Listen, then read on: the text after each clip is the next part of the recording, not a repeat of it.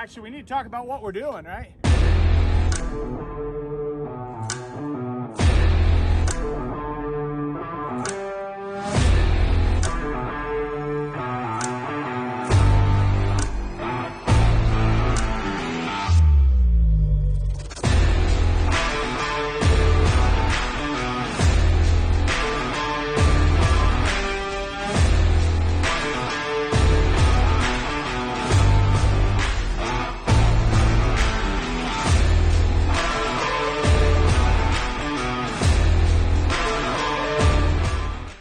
Good morning, Tyler here with Bronco Buster, and we've got an exciting day planned out. I'm going to first explain to you all the components of the steering rack, what a steering rack is, why it's breaking on your Bronco, and the solutions we have for you. So first with that, I'm going to go over some of the details of what a steering rack is. A steering rack is the mechanism that turns your wheels back and forth. This here is a tie rod. This connects to the knuckle and turns your wheel in and out. This here is a broken one, and we're going to talk about that in a little bit. And this here is the mechanical portion. This comes down from your steering column, and as this turns, there's a pinion gear inside of here that then turns this back and forth. Now right now, as you can see, I can slide it back and forth, and that's the part we're going to talk about first. The part that fails easiest, and that I recommend you reinforce even before reinforcing tie rods so that you don't blow this portion out. We'll talk about what it is and what we've done to correct that. Okay, this here is a cast aluminum housing, and inside of this is where this piece is supposed to go, and as you can see, it's broke. And I'm going to talk about why and what causes that. So there's normally a spring in here, and there's a piece that holds this in place, and that's what maintains your mechanical steering. So if I push that back in, I can turn this and it's not loose. So for purposes of explaining this, I've removed that portion out of the rack, and we're going to now push the slack adjuster down, and you can see that that is the portion that puts tension to hold it up against that gear, which is the pinion gear. Okay, so with that explanation, now this is in place tight. That's pushed in where it should be. So picture it from the factory. You got your spring in there, you got that in place, and mechanical steering is not a problem, okay? Now, stock height, your tie rod is going to be fairly level, and your geometry has not changed, okay? So it's rare that it's going to blow this out on stock height. I say rare because over the last year and a half, we have had people, in fact, I have some video of a guy with 35-inch tires, and we'll actually insert that here to show you what it takes, even on 35s, to break not only your tie rods, but to break this part. And that's what happened with him. So with that, it now changed, let's add some lift to it, or even better yet, let's add a lot of lift to that, okay?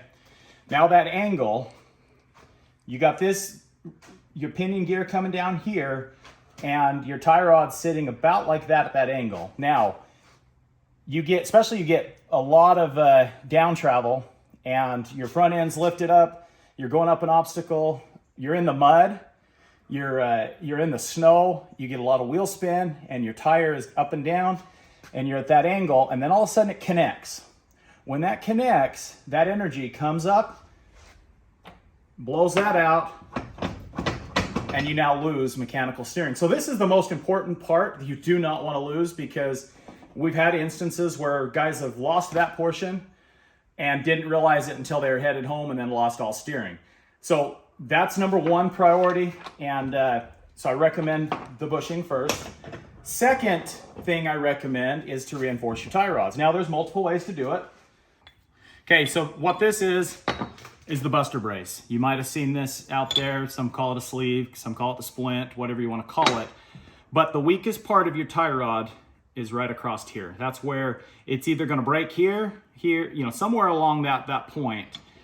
And so what our design has done, and our patented design, is that we not only capture just this short piece that other designs do, and we'll show you kind of how that works later on, But with ours, now we've gone over the outer, we've gone over the inner, and the most susceptible part is in between here.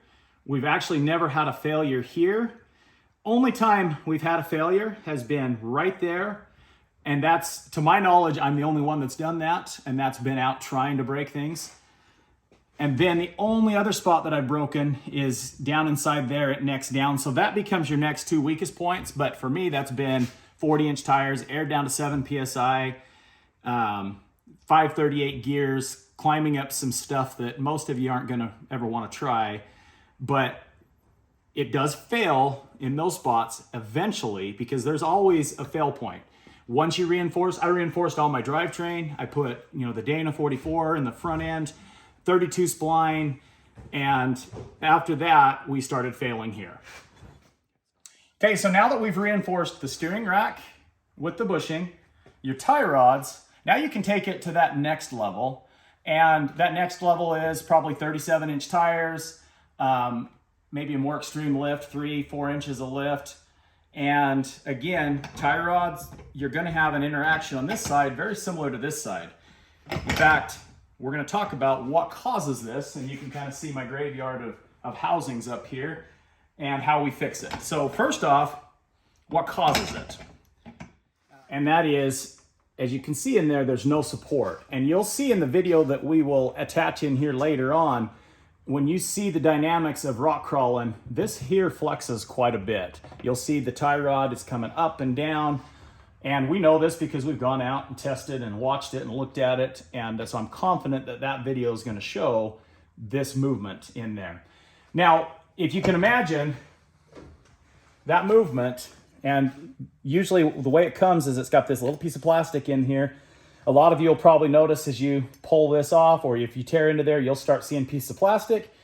And as you clean that rack out, you're gonna see little pieces of aluminum inside of here. So this here is the ball screw, and it's a very precision part. It's got a whole bunch of little balls that roll in there that are guided and rolled on that. The electric motor mounts here, as you can see, electric motor. There's a belt, and that belt drives, and that becomes your power steering portion. Here's your mechanical side, here's your power steering side. And two problems exist without that support in here. Number one, as that is flexing, as you're going up and down those trails, you're dragging across the aluminum housing, and you're pulling in pieces of that plastic, and you're pulling in pieces of aluminum. So you'll see inside this broken one here, it's kind of egg-shaped. It's been dragging, pulling aluminum in there. So that in and of itself is problematic, because those aluminum shavings and plastic over time, with the grease, gum up inside here, and your steering gets stiffer and stiffer over time. But it's also what we call metal fatigue. So this is cast aluminum, and it's very thin. It's not built to have that kind of forces working against itself all the time. So if you picture a piece of paper, you hold that piece of paper and you try and pull it apart, it's pretty hard to do. But if you sit there and kind of crease it back and forth and then pull on it, it's going to come apart. The same thing on this here. Over time, as it up and down, up and down, up and down, it splits all the way across, either in multiple places. And a lot of times it comes and splits all the way across there. So what have we done to correct that? That's what we're going to talk about now. Okay, so now this here is a steering rack that has all the upgraded parts on it. So first we're going to show you, as you can see, that part is supposed to be intact. It's got the spring in there. I've got my good mechanical steering. Everything's nice and tight. I'm not going to sit here and turn this one by hand because it's got the belt. But we're going to take you on the inside here, and we're going to show you with the bushing installed, the support you now have.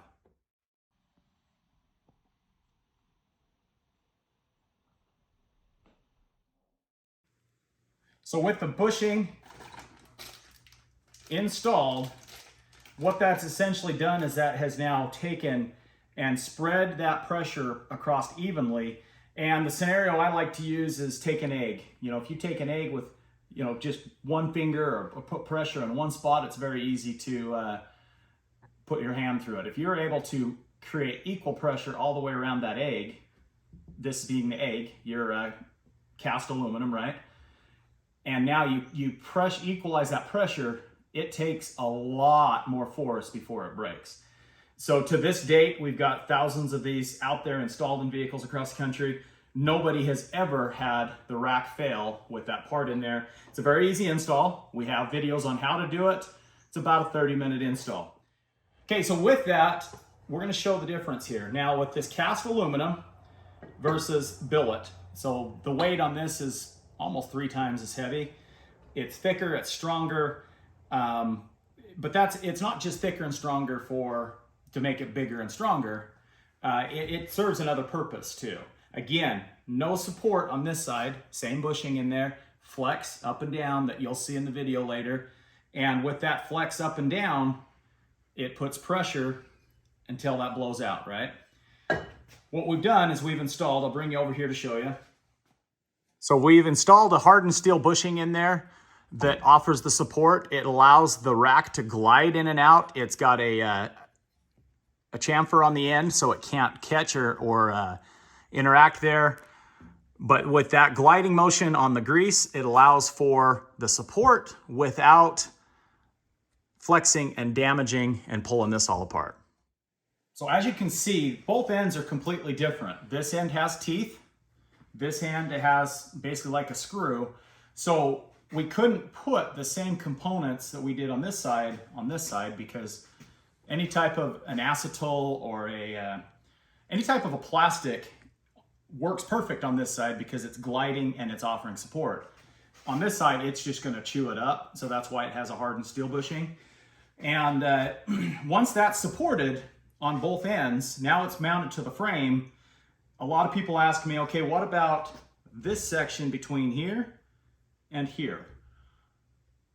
Our opinion is you're never gonna see a failure there because once you take those stress points that mount to the frame and reinforce them, you're not gonna be able to get to break inside of this. All this is now becomes a covering that then covers the inside of this rack as it goes back and forth. It doesn't get mud, doesn't get dirt, but the support is all here and here.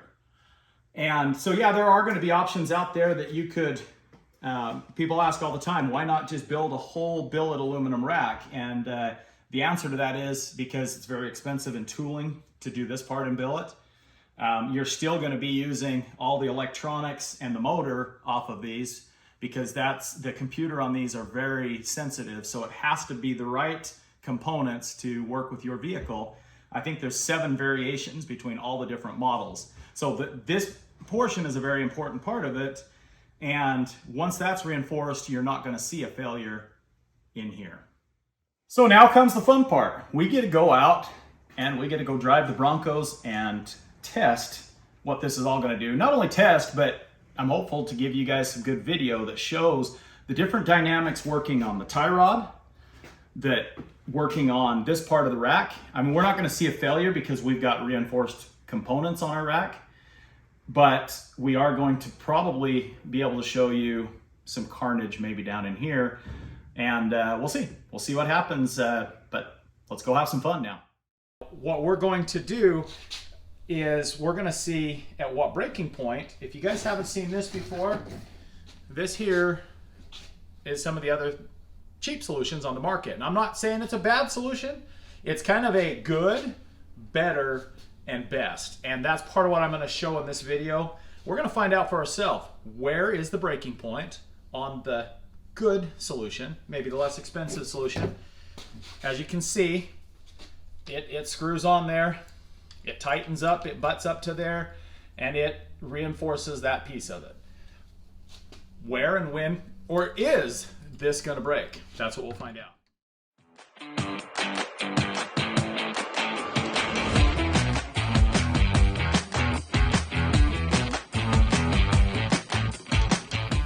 Okay, so we're out here, Hidden Falls, and we're getting ready to go up Slick Rock here. Again, we're gonna test out some other options as far as what the breaking point is. If not, or maybe there's not a breaking point. So that's what we're gonna find out right now. And thought it'd be fun to kind of bring you guys along and let you see what happens. So here we go.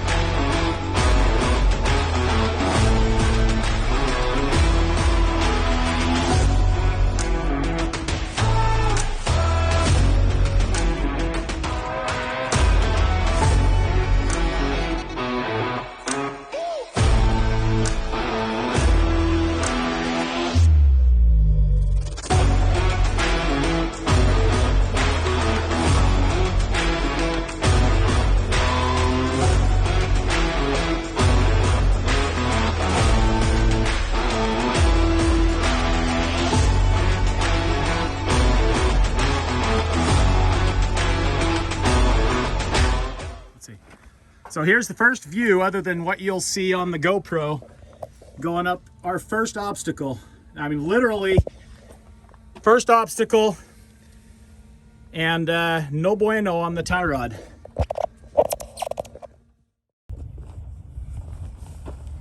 Okay, so from experience, I'm gonna tell you this isn't the fun part because I'm now on the obstacle.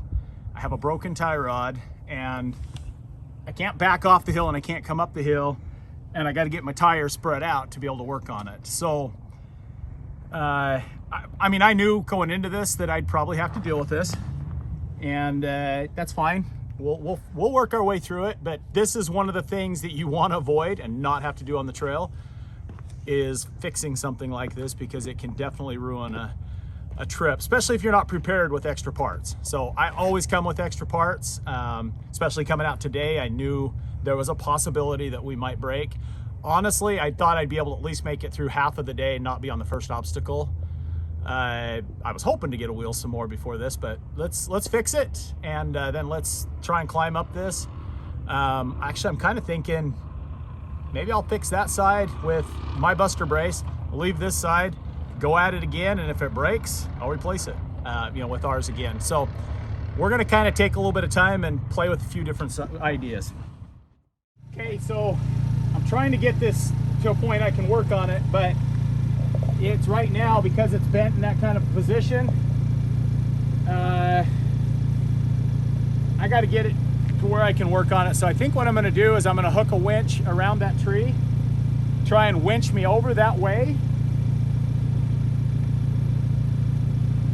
and see if that gets my tire pointed where I want it. I'm kind of limited on options here, so yeah. All right, let's get the recovery gear out and see if we can't winch ourselves up. What kind of recovery gear do we have? Well, Bronco lasso, of course, but for this, we're just going to use a regular strap to strap around there.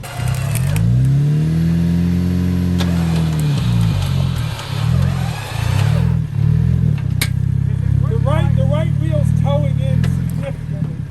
So it's not Passengers going this way.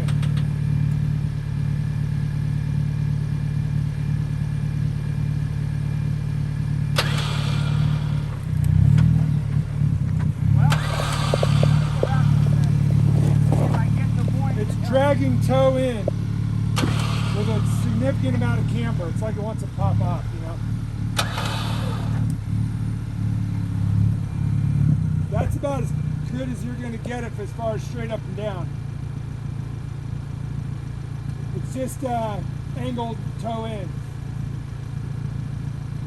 I think you've completely lost the tie rod now. Yeah. It's completely broke.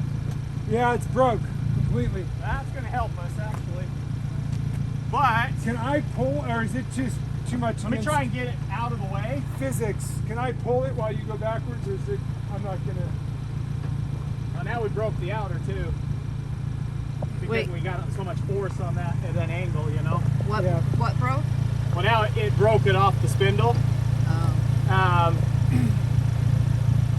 It doesn't look like it's going to hurt anything right where it's at.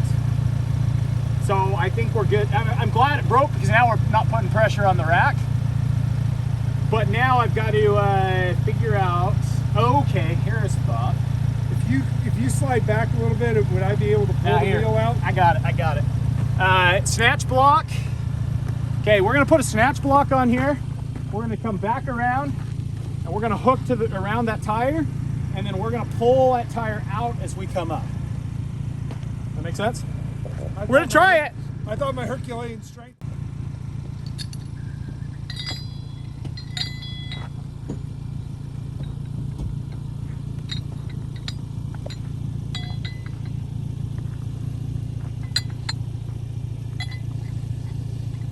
All part of the fun with R&D, right? Okay.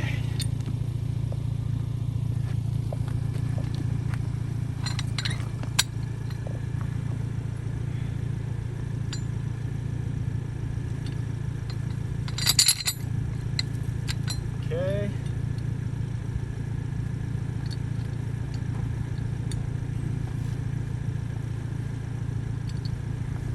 So hand me another strap out of there, would you?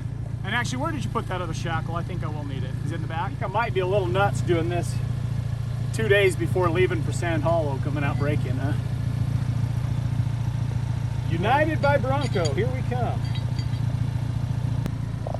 So we're actually gonna put it in 2-wheel drive, lock the rear, and use the winch, see if we can get a little bit more pull on this, because this tire's just wanting to lock in there where it's at and see how it works. But just so you know, if you need rear lockers, it'll still work in 2-wheel drive.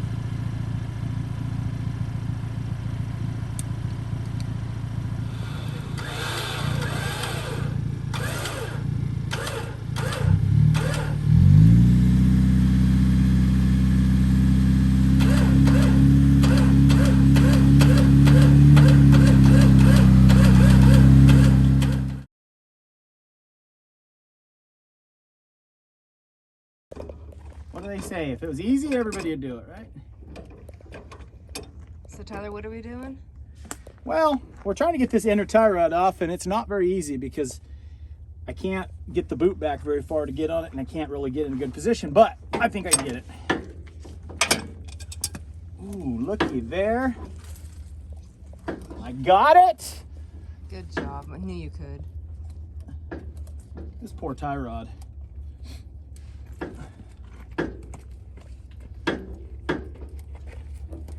So here's my conclusion.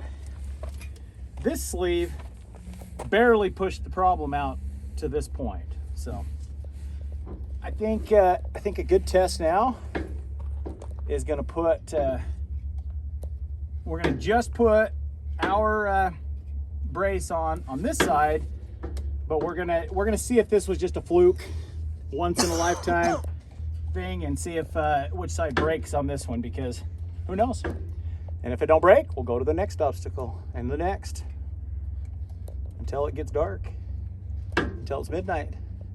Nope. I veto that idea. So I hate to say I'm right, but I'm right. You And don't that hate is- to say that you're right. I've been saying this for a long time, that little piece of metal on there will do very little.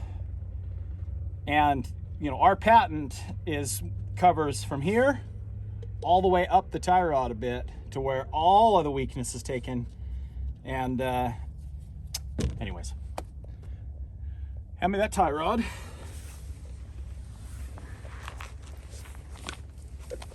Oh crap. Get it all clean.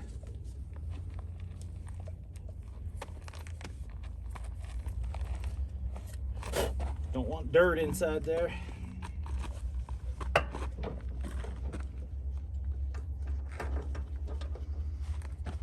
Okay, I need where's that socket? Do you have it over here? For the take this old tie rod and the hammer. Do you have it over here? For the take this old tie rod and the hammer too.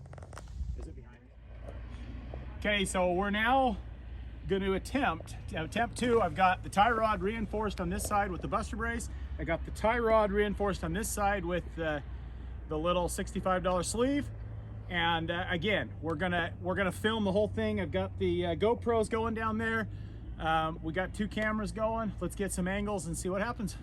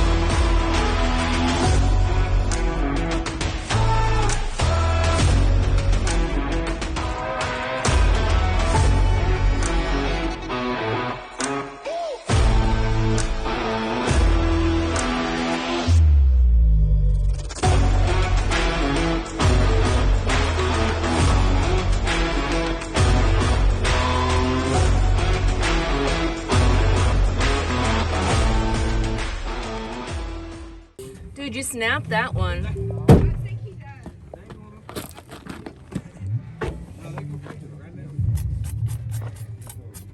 Okay. Please tell me. Actually, we need to talk about what we're doing, right? Oh. Okay, so right now we've eliminated the weak part. We're having the buster braces on both sides, and we're gonna go up the same obstacle.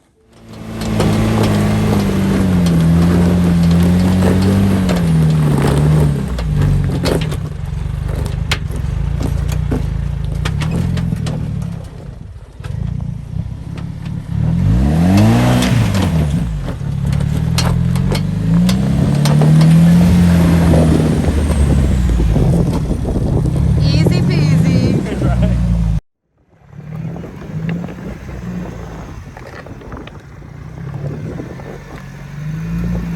What do you think, Tyler?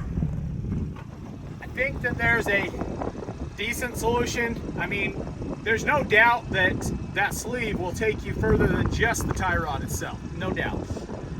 But as we've shown, right situation, no bouncing, no craziness, just working your way through some rocks, which is a very real to life scenario. 30 seconds in, first obstacle, and we break like that. So can you still do quite a bit before you take it to that and push that limit? Yes, but with the buster braces, you're not going to break, and so that's a much better or the best solution.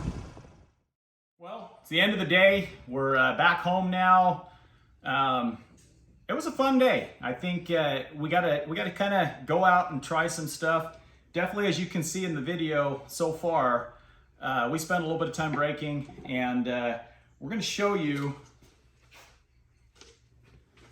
this thing up and close. Again, those forces, because all we sleeved here, we pushed that problem just slightly down the way. Just basically, you're still into this. So you've only reinforced that short portion of it, and you still have a good section that's not reinforced. And that there is the biggest reason why we saw failure there. Well, hopefully you guys had a little bit of fun watching this video. I know we had a lot of fun putting this together for you, and hopefully that you find this informative. And please, like always, smash the like and subscribe button. That way it'll push out to you when we have other great videos for you.